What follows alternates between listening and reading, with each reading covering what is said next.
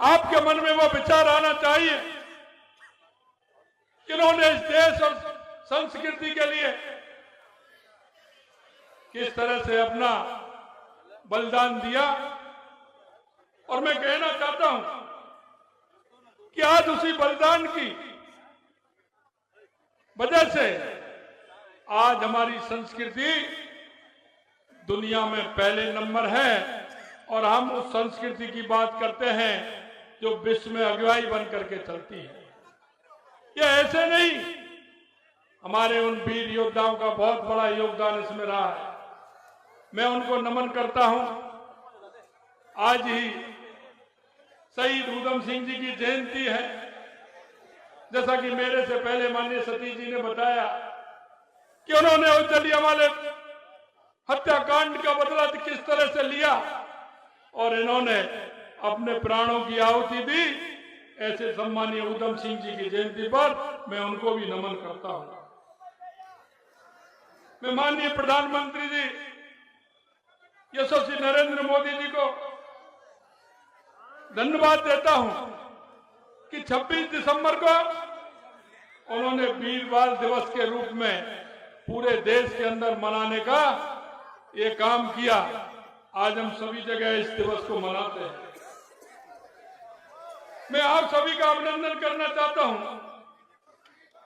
कि हम सभी को इस बात के लिए सोचना पड़ेगा कि जो राजनीतिक दल इस देश के अंदर अपने आप को सबसे ज्यादा इस देश में जिन्होंने राज किया, उन्होंने इस देश के लिए क्या किया।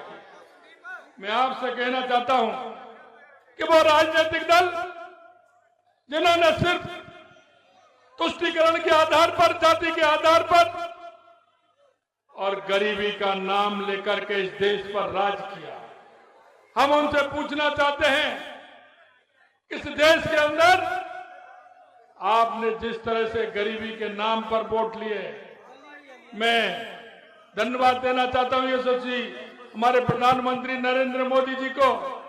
2014 के बाद इस देश के राजनीतिक दलों को और राजनीतिक नेताओं को बदलने के लिए मजबूर किया है।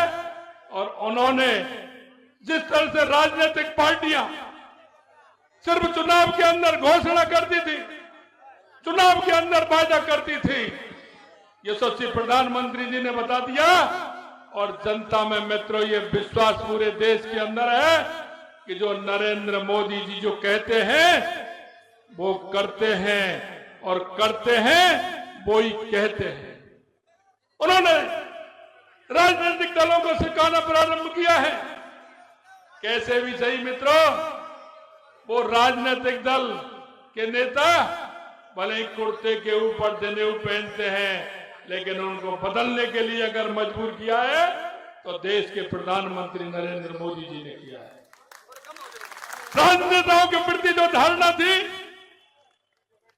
राजनेताओं ने जिस तरह से अपनी स्थिति बनाई थी, अगर उसे भी बदलने का काम किया है तो देश के यशस्वी प्रधानमंत्री नरेंद्र मोदी जी ने किया है।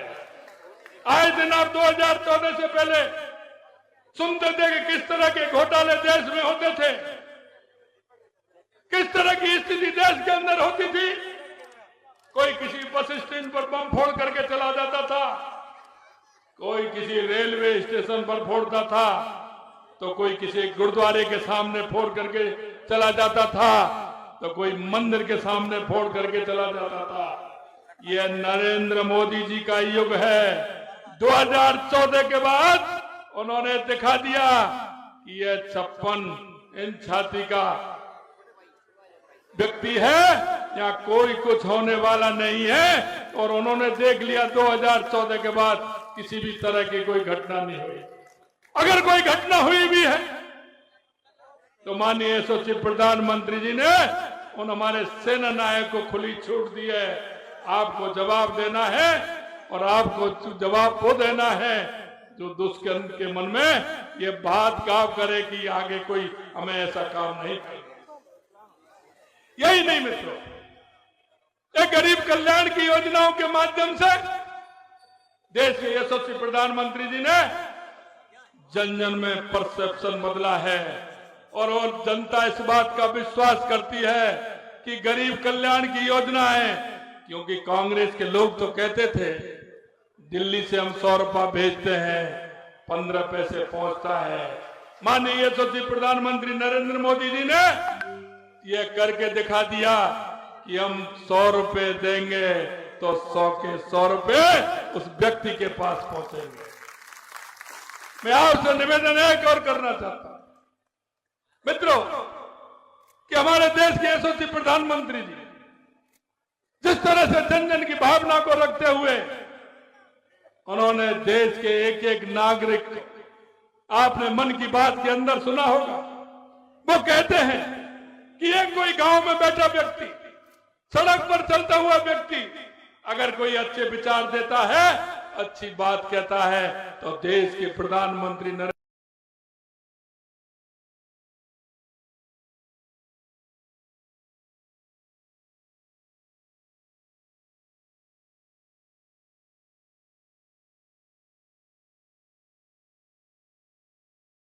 करके उसको लागू भी।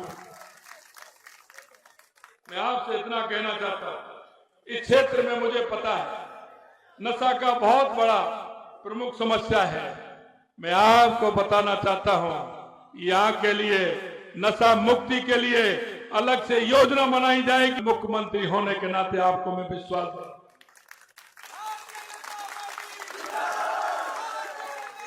पाकिस्तान से होने वाली हथियार एवं मादक पदार्थों की जो तस्करी होती है, हम आपको विश्वास दिलाते हैं, हमने केंद्र में हमारी बात रखी है। उनको अगर इस तरह की तस्करी उन्होंने की तो उनको भी जवाब दिया जाएगा, क्योंकि हम जानते हैं ये सीमावर्ती इलाका है, हम इस काम को भी नहीं होने देंगे और उनको भी चेतावनी देते हैं ये गलती आगे कर मत बैठना, क्योंकि ये मोदी की सरकार है, ये मजबूत सरकार है। आपकी एक एक बात का जवाब दिया जाए। मैं आपसे निवेदन करना चाहता हूं, हमने करतारपुर तक पहुंच सुगम बनाने के लिए करतारपुर कॉरिडोर हमने बनाया है। मैं आपको विश्वास दिलाता हूं कि उसका फायदा हमारे गंगानगर और हनुमानगढ़ को सीधा रास्ता निकलवा करके हम इस काम को भी करेंगे। सबसे बड़ी जो समस्या आपकी है, मैंने पूछा था, परसों मैंने डॉक्टर राम प्रताप जी को बुलाया था। आपकी फिरोजपुर फीडर जिस पर मरम्मत चल रही है, उसकी डीपीआर तैयार होगी, ये जल्दी तैयार होगी। मैंने परसों ही डॉक्टर राम प्रताप जी आपके बीच में हैं, मैं परसों डॉक्टर राम प्रताप जी को बुलाया था, उनसे मैंने अधिकारियों को बुलाया, यहाँ की जो सारी समस्या थी उन पर बात की और मैंने उस पर केंद्र पर भी बात की थी। आपकी जो सबसे बड़ी समस्या यहाँ पानी की है, उस समस्या का पूरी तरह से हल किया जाएगा और ये फिरोजपुर फीडर का भी काम किया जाएगा।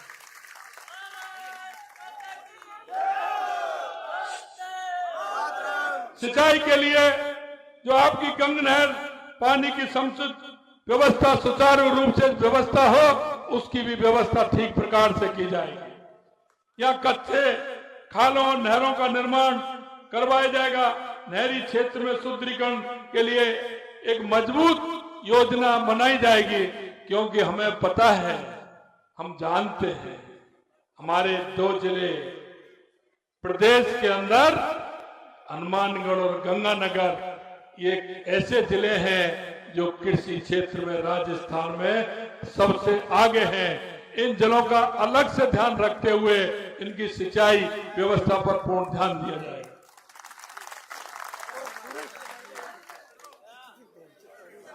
हमारी सरकार संकल्पबद्ध है। मैं उन युवाओं से कहना चाहता हूं, क्योंकि इस सरकार ने, पिछली सरकार ने युवाओं के साथ धोखा किया है। हम जानते हैं, एक पिता अपने पुत्र को जब परीक्षा की तैयारी के लिए किसी स्थान पर भेजता है तो पिता इस विश्वास के साथ भेजता है कि मेरा बेटा पढ़ाई करने के लिए जा रहा है, इसका नंबर आएगा, मेरे जीवन का ये साथी बनेगा। लेकिन पुत्र भी इस बात को कहता है कि पिताजी ने मेरे ऊपर विश्वास किया है तो मैं भी पढ़ करके अगले आने वाले पेपर में मैं नौकरी के लिए काबिल हूंगा और नंबर लेके आऊंगा। लेकिन आपने देखा मित्रों, 19 पेपर राजस्थान के अंदर हुए और 17 पेपर लीक हुए। उन युवाओं को जो कुठाराघात किया है और उन युवाओं के कुठाराघात को सहन नहीं किया जाएगा। जो भी इसके पेपर लीक के दोषी हैं उनको सभी को सजा देने का काम ये राजस्थान में भारतीय जनता पार्टी की सरकार करेगी। हमने कहा है कि महिला की सुरक्षा हमारा पहला काम है। आपने पिछले दिनों देखा होगा कि महिला अत्याचार में राजस्थान पहले नंबर था। अरे ये तो वो देश है, प्रदेश है जहां माताओं की पूजा होती है, या माताओं ने अपने राजकुमार के लिए अपने बेटे का बलिदान दे दिया, या माताओं ने पर्यावरण के लिए अपना खुद का स्वयंकार अपनी बेटियों का बलिदान दे दिया। यहाँ तो माताओं की पूजा इस प्रदेश में होती है। लेकिन मुझे शर्म आती है, कांग्रेस के नेता कहते हैं कि ये मर्दों का प्रदेश है।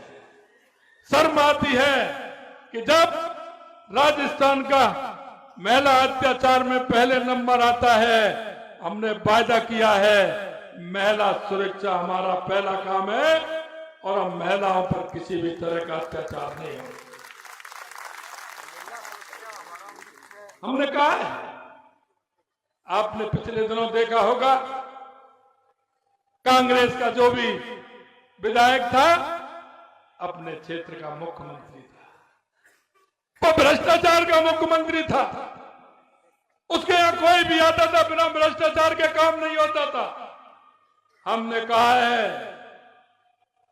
भ्रष्टाचार किसी कीमत पर सहन नहीं किया जाएगा।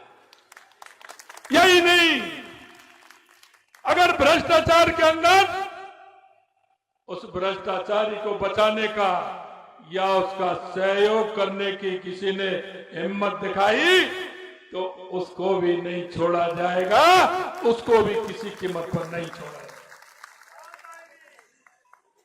आपके सामने आने वाला है, हम आने वाले समय में किसान सम्मान निधि में भी हम बढ़ोतरी करने वाले हैं।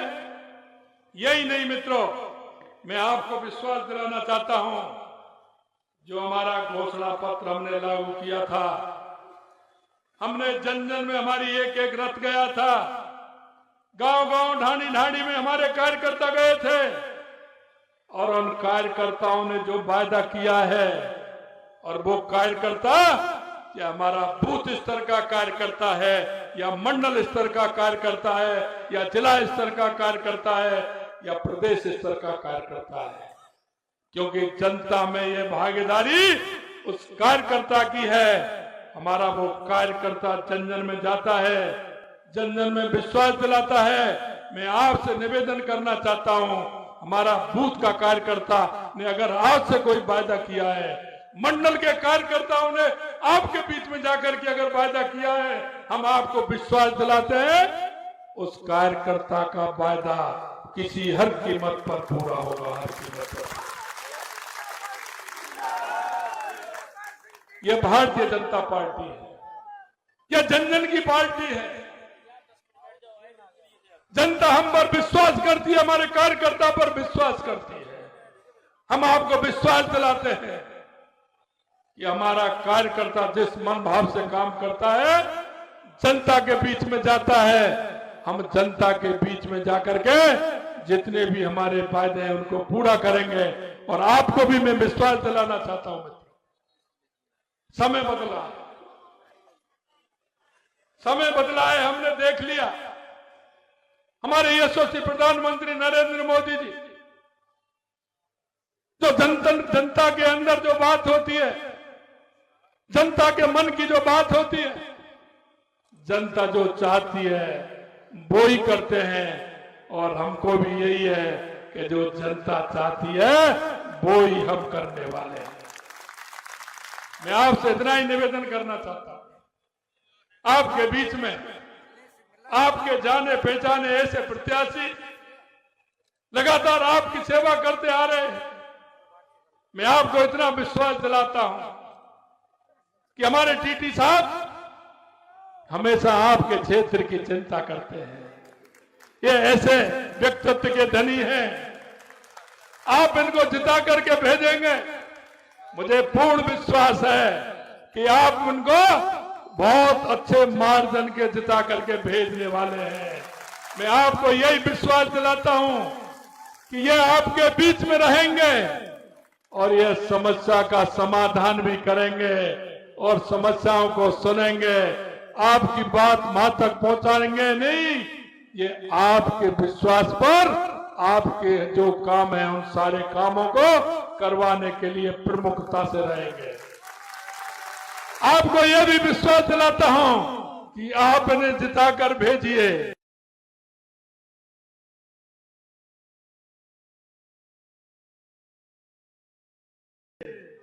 फिर देखिए होता है क्या।